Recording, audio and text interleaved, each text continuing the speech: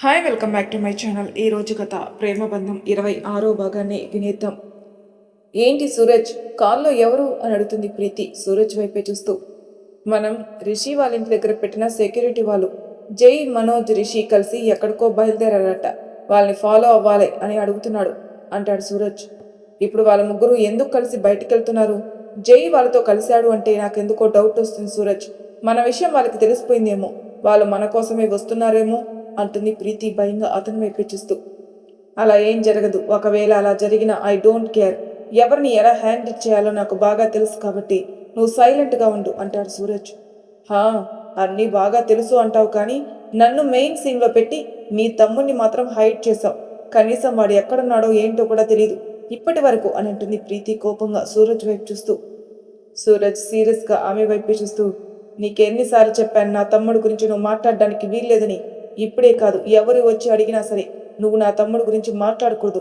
ఒకవేళ వాడి గురించి ఒక్క విషయమైన నీ నోటి నుంచి వస్తే అదే నీకు ఆఖరి క్షణం అవుతుంది అంటాడు సూరజ్ చాలా కోపంగా ఆమె వైపే చూస్తూ. ఎందుకు నువ్వు నీ తమ్ముడిని దాచిపెడుతున్నావు?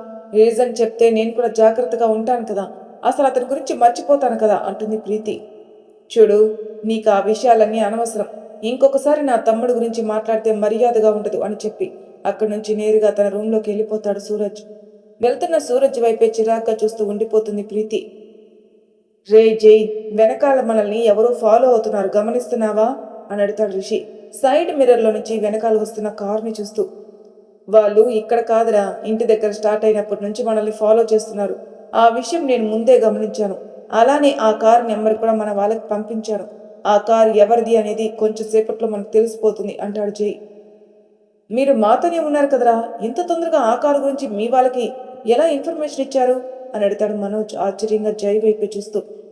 నేను డిపార్ట్మెంట్లో ఉన్నాను కదా, సో నా చుట్టూ ఎప్పుడు ఏం జరుగుతుందో ఎవరికీ తెలియదు కాబట్టి నేను ఎప్పటికప్పుడు అప్రమత్తంగా ఉండాలి. అందుకే నేను చుట్టుపక్కల పరిసరాలను బాగా గమనిస్తాను. అప్పుడే నాకు ఏదైనా డౌట్ వస్తే వెంటనే నా వాచ్కున్న కెమెరా ద్వారా ఫొటోస్ క్లిక్ చేసి వాటన్నిటినీ కూడా నా టీంకి పంపిస్తే వాళ్ళు దాని డీటెయిల్స్ అన్నీ కూడా కలెక్ట్ చేస్తారు అంటాడు జై. ఏంటి, వాచ్లో కెమెరా ఉందా? నిజంగా ఇది అమేజింగ్ అంటాడు మనోజ్. మంచికి ఉపయోగిస్తే అమేజింగ్, లేదు అంటే దానివల్ల చాలా నష్టపోవాల్సి వస్తుంది అంటాడు జై. అవునవును, అది కూడా నిజమే, కానీ ఎంతమంది దీన్ని మంచి కోసమే యూజ్ చేస్తారు అంటారు అని అడుగుతాడు మనోజ్. ఎవరు మంచికి యూజ్ చేయరు. ఎవడికి వాడి స్వార్థం కోసమే ఆలోచిస్తాడే తప్ప పక్కన వాడు ఏమైపోతే నాకెందుకని పట్టించుకునే వాళ్ళు ఒక్కరు కూడా లేరు. నువ్వు బాధలో ఉన్నప్పుడు నీ కళ్ళు తుడిచే వాళ్ళకంటే నువ్వు సంతోషంగా ఉన్నప్పుడు నీ పక్కన చేరే చేరే వాళ్ళే ఎక్కువ మంది ఉన్నారు ఈ సమాజంలో. అలాంటి వాళ్ళు దగ్గరికి ఇలాంటి డివైజెస్ కనుక వెళ్తే ఖచ్చితంగా పక్కన వాళ్ళ లైఫ్ స్పాయిల్ చేయడానికి ట్రై చేస్తారు. అందుకే ఈ గ్యాడ్జెట్స్ అన్నీ కూడా ఓన్లీ సెలెక్టెడ్ పీపుల్కి మాత్రమే ఇచ్చింది డిపార్ట్మెంట్. అందులో నేను ఒకడిని అంటాడు జై. తన ఫ్రెండ్ ఎంత మంచి పొజిషన్లో ఉన్నాడో తెలుసుకుని చాలా హ్యాపీగా ఫీల్ అవుతాడు రిషి. ఈ క్షణంలో సంతోష్ ఉంటే బాగుండని అతనికి అనిపిస్తున్నా కూడా ఆ ఫీలింగ్ని పక్కన పెట్టి నువ్వు ఇంకా మంచి పొజిషన్కి వెళ్ళాలి అని మనస్ఫూర్తిగా కోరుకుంటున్నానరా అంటాడు రిషి జై వైపే చూస్తూ. తప్పకుండా రిషి అంటాడు జై. ఈలోపు అతని ఫోన్కి నోటిఫికేషన్ రావడంతో అది ఓపెన్ చేసి చూస్తాడు. అది సూరజ్కి సంబంధించిన కారు. వాళ్ళు గత కొన్ని రోజులుగా మీ ఇంటి దగ్గరే కాపలా కాస్తున్నారు.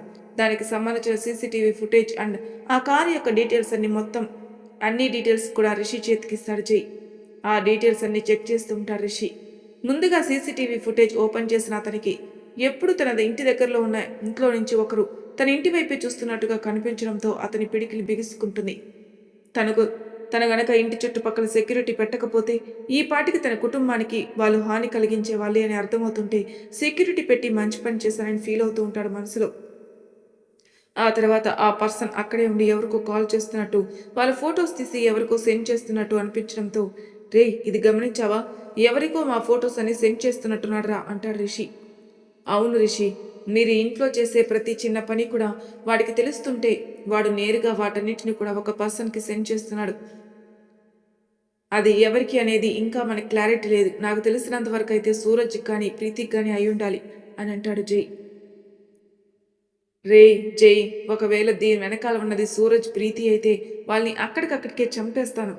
నువ్వు దాన్ని ఎలా మేనేజ్ చేసుకుంటావో నీ ఇష్టం అంటాడు రిషి చాలా సీరియస్గా. రే, అసలు వాళ్ళు ఇదంతా ఎందుకు చేస్తున్నారో తెలుసుకున్నాక ఏం చేయాలనేది డిసైడ్ అవుదాం. నువ్వు ముందుగానే ఇలా డిసైడ్ అవ్వకు అంటాడు జై. లేదురా, నేను ఫిక్స్ అయ్యాను అంటాడు రిషి కోపంగా. అతని కోపం చూసి సైలెంట్ అవుతాడు జై. బావా, నాకు ఒక డౌట్ అడగచ్చా అంటాడు మనోజ్ చిన్నగా. ఏంటి ఆ డౌటు అని అడుగుతాడు రిషి అతని వైపే చూస్తూ. ఇలా అడుగుతున్నానని తప్పుగా అనుకోకండి, కాకపోతే ఒక విషయం క్లారిటీ కోసం అడుగుతున్నాను అంటాడు మనోజ్.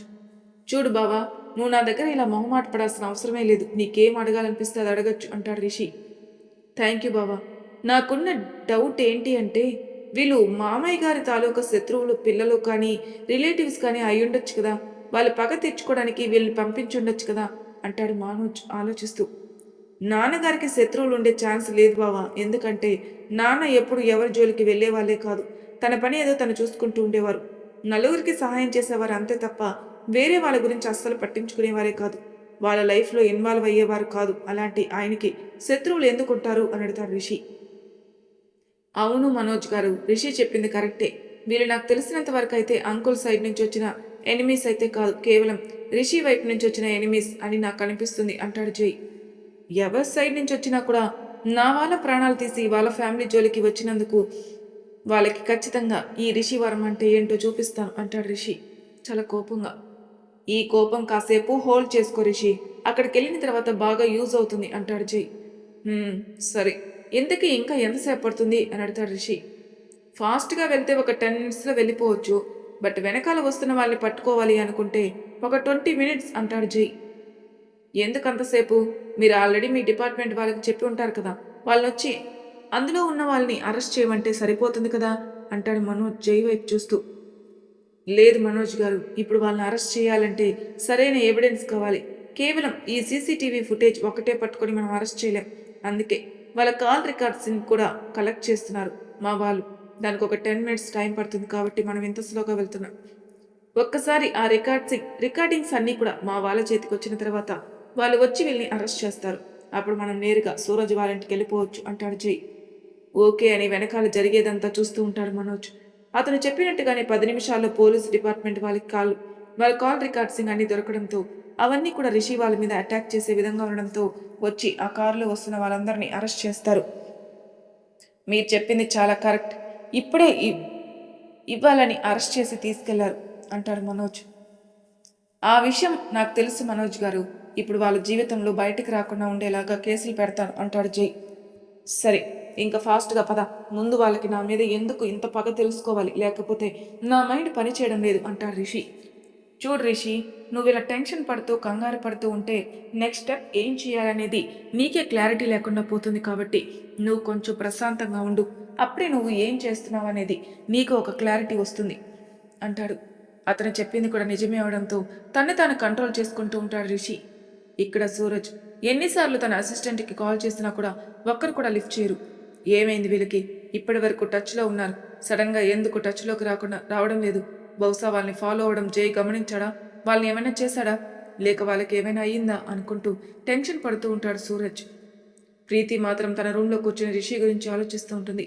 కొన్ని రోజులే రిషి ఈసారి తన్విని కూడా సక్సెస్ఫుల్గా పైలోకానికి పార్సల్ చేసి నీ పక్కన నేను సెటిల్ అవుతాను అని అనుకుంటూ కళల్లో విహరిస్తూ ఉంటుంది ప్రీతి. తను ఇంకా కాన్ఫిడెంట్గానే ఉంది ఎలా అయినా రిషి తన వాడవుతాడని, అందుకే అతని గురించి ఇలానే కలలు కంటూ ఉంటుంది. రిషి గురించి కలలు కంటూ తనలో తాను మురిసిపోతూ ఉంటుంది ప్రీతి. కొన్ని రోజుల్లో నువ్వు నా వాడివి అవ్వబోతున్నావు రిషి, నిజంగా ఈ ఊహ ఎంత అద్భుతంగా ఉందో అనుకుంటూ బెడ్ మీద పడుకొని తన ఫోన్లో ఉన్న రిషి ఫొటోస్ చూస్తూ ఉంది ప్రీతి. అక్కడ సూరజ్ మాత్రం అసలు బయట ఏం జరుగుతుందో అర్థం కాక చాలా టెన్షన్ పడుతుంటాడు. అతని వాళ్ళు ఒక్కరు కూడా కాల్ లిఫ్ట్ చేయడం లేదు. అటు రిషి వాళ్ళ ఇంటి దగ్గర కాపలా పెట్టిన వాళ్ళు, అలానే రిషి వాళ్ళని ఫాలో అవుతున్న వాళ్ళు, తన ఇంటి దగ్గరలో ఉన్న సెక్యూరిటీ వాళ్ళు, ఇలా ఎవరు కూడా కనీసం కాల్ లిఫ్ట్ చేయకపోవడంతో ఏదో జరుగుతుందని అర్థమై అటు ఇటు తిరుగుతూ ఉంటాడు. ఈలోపు తన ఇంటి ముందు ఏదో ఒక కారు ఆగిన సౌండ్ రావడంతో కంగారుగా బయటకొచ్చి చూసిన అతనికి లోపలికి వస్తున్న రిషి, జై, మనోజ్ కనిపించడంతో పై ప్రాణాలు పైనే పోతాయి. అసలు ఎక్స్పెక్ట్ చేయలేదు సూరజ్ వాళ్ళని ఇక్కడ. ఈ టైంలో ఎందుకు ఇలా వస్తున్నారో అతనికి కూడా అర్థం కాకుండా ఉంది. కొంపదీసి నిజంగానే ప్రీతి చెప్పినట్టు అన్ని విషయాలు తెలుసుకుని ఇలా వస్తున్నారా అనుకుంటూ వాళ్ళని భయంగా కంగారుగా కలగలిపి చూస్తూ ఉంటాడు. ఏంటి సూరజ్, ఎలా ఉన్నావు అని అడుగుతాడు రిషి యాటిట్యూడ్గా అతని వైపు చూస్తూ, తనకి పట్టిన చెమటలు తుడుచుకుంటూ. నేను బాగానే ఉన్నాను, కానీ నువ్వేంటి ఇలా వచ్చావు అని అడుగుతాడు సూరజ్. నీకు నా వాళ్ళని పరిచయం చేయలేదు కదా, పరిచయం చేద్దామని తీసుకొచ్చాను అని అక్కడే ఉన్న సోఫాలో కూర్చుంటాడు రిషి. అతనికి ఒక పక్కన మనోజ్, ఇంకో పక్కన జై కూర్చుంటారు. నీ వాళ్ళతో నాకేం పని, వాళ్ళని నేనెందుకు పరిచయం చేసుకోవాలి అని అడుగుతాడు సూరజ్ కోపంగా అతన్ని చూస్తూ. ఎందుకంటావేంటి, నాకు సంబంధించిన ప్రతి విషయంలో నువ్వు ఇన్వాల్వ్ అయ్యావు కదా, అలాంటప్పుడు నా వాళ్ళ గురించి నువ్వు కూడా కొన్ని విషయాలు తెలుసుకోవాలి కదా అని మనోజ్ వైపు చూస్తూ, అతను అతను ఎవరో గుర్తుపట్టావా, తన్వి వాళ్ళ అన్నయ్య. ఎవరినైతే నువ్వు ప్రీతి కలిసి చంపాలనుకున్నారో వాళ్ళలో ఒకరే ఈ మనోజ్, ఇంకా నా బావ అంటాడు రిషి సీరియస్గా సూరజ్ వైపే చూస్తూ. అతని మాటలకి సూరజ్కి షాక్ అవుతుంది. అన్ని విషయాలు కూడా రిషికి తెలిసిపోయాని. ఇందాక ప్రీతితో ధైర్యంగా మాట్లాడారు, కానీ రిషి కళ్ళలోని కోపం చూస్తూ ఉంటే అతనికి తెలియకుండా భయపడుతూ ఉంటాడు సూరజ్. ఏంటి, ఇంకా గుర్తుకు రాలేదా? సరే, ఇంకో క్లూ ఇవ్వనా? నీ తమ్ముడు రాజు ఉన్నాడు కదా, వాడు ఎవరి జీవితాన్ని అయితే నాశనం చేయాలనుకున్నాడో ఆ చాందిని వాళ్ళ భర్త అని అంటాడు రిషి కోపంగా. అతని వాయిస్లోని కోపం అక్కడున్న అందరికి అర్థమవుతుంది. రాజ్ గురించి అతనికి ఎలా తెలిసిందో అర్థం కాక కంగారు పడుతూ ఉంటాడు సూరజ్. ఏం మాట్లాడుతున్నావు నువ్వు? మీ చెల్లెలు ఇబ్బంది పెట్టడం ఏంటి? అసలు ఏం జరుగుతుంది ఇక్కడ? ఇంకా ఈ మనోజు అసలు నేను ఇప్పటి వరకు చూడలేదు. ఇంకా అతన్ని నేనెందుకు చంపాలనుకుంటాను? ఇంకా ఏదో పేరు చెప్పావేంటి? తన్వీనా? నేను మొదటిసారి ఆ పేరు వింటున్నాను. అయినా ఆ అమ్మాయిని చంపాల్సిన అవసరం నాకేముంది అని అడతాడు సూరజ్ రిషి వైపు చూస్తూ. ఎంత బాగా నాటకం ఆడుతున్నావురా, చెయ్యాల్సినంతా చేసి మా జీవితాలు నాశనం చేసి నువ్వు ఆ ప్రీతి రాజుగాడు చాలా సంతోషంగా ఉన్నారు కదా అంటాడు రిషి కోపంగా. రాజ్ ఎవరు? తనకి ఏం సంబంధం లేదు. ఇంకా ప్రీతి అంటావా? తను నా కాలేజీ నుంచి ఫ్రెండ్. మా ఫ్రెండ్షిప్ ఇంకా కంటిన్యూ అవుతుంది అంతే తప్ప నువ్వు అనుకున్నట్టుగా ఇంకేం లేదు అంటాడు సూరజ్. ఏంట్రా, నీ కళ్ళకి ఎలా కనిపిస్తున్నాను? నువ్వేం చెప్పినా నమ్మడానికి పిచ్చోని అనుకుంటున్నావా? ప్రతి ఒక్కదానికి సాక్ష్యాలతోనే ఇక్కడికి వచ్చాను. ముందు ఆ ప్రీతిని రాజుని ఇక్కడికి రమ్మని చెప్పు. మీ అందరితో తేల్చుకోవాల్సిన లెక్కలు చాలా ఉన్నాయి అంటాడు రిషి. చూడు, ప్రీతిని పిలవమంటే పిలుస్తాను, ఎందుకంటే తను నాతో ఇక్కడే ఉంది కాబట్టి. కానీ ఇక్కడ లేని రాజుని నేను ఎలా తీసుకుని వస్తాను? ఒకసారి ఆలోచించు అంటాడు సూరజ్. ఇక్కడ లేడా? సరే, ఇక్కడ లేని వాడి గురించి తర్వాత ఆలోచిద్దాంలే, కానీ ముందైతే ప్రీతిని బయటికి రమ్మని చెప్పు అంటాడు రిషి. సరే అని ప్రీతి రూమ్ దగ్గరికి వెళ్తాడు సూరజ్. రే, ఇప్పుడు నువ్వు రూమ్లోకి వెళ్ళి తనతో ఏమీ రొమాన్స్ చేయాల్సిన అవసరం లేదు, కానీ ఇక్కడి నుంచే పిలు అంటాడు రిషి కోపంగా. సరే, బయట నుంచే ప్రీతిని పిలుస్తాడు సూరజ్. అప్పటి వరకు కూడా రిషితో కలలు కంటున్న ప్రీతి బయట నుంచి సూరజ్ పిలుపుతో ఈ లోకంలోకి వస్తుంది. ఇప్పటి వరకు వీళ్ళు మాట్లాడుకున్నవి ఏవీ కూడా ఆమెకి వినిపించలేదు. ఏంటి వీడు మళ్ళీ ఎందుకు పిలుస్తున్నాడు? అయినా ఆ రాజు ఎక్కడున్నాడో చెప్పడు, కానీ నన్ను మాత్రం చావు కొడుతున్నాడు అనుకుంటూ తన హెయిర్ సెట్ చేసుకుని బయటకు వస్తుంది ప్రీతి. ఏంటి, ఎందుకొచ్చా? ఇంకా ఏం మిగిలింది నన్ను తిట్టడానికి?